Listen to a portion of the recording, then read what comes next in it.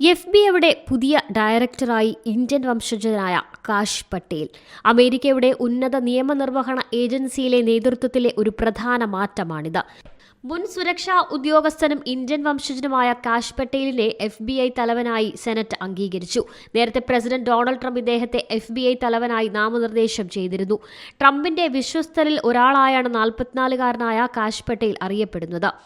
ആദ്യ ട്രംപ് സർക്കാരിൽ national intelligence, പ്രതിരോധ വകുപ്പ് എന്നിവയുടെ ഉപദേഷ്ടാവായിരുന്നു ഇദ്ദേഹം.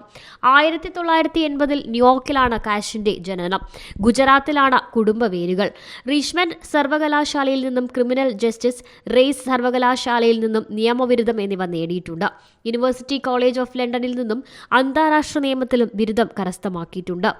സെനറ്റ് സ്ഥിരീകരണത്തിന് ശേഷം US പ്രസിഡന്റ് ഡൊണാൾഡ് ട്രംപിനും അറ്റോർണി ജനറൽ ബോണ്ടിക്കും തനിക്ക് നൽകിയ അചഞ്ചലമായ ആത്മവിശ്വാസത്തിനും പിന്തുണയ്ക്കും പട്ടേൽ നന്ദി പറഞ്ഞു.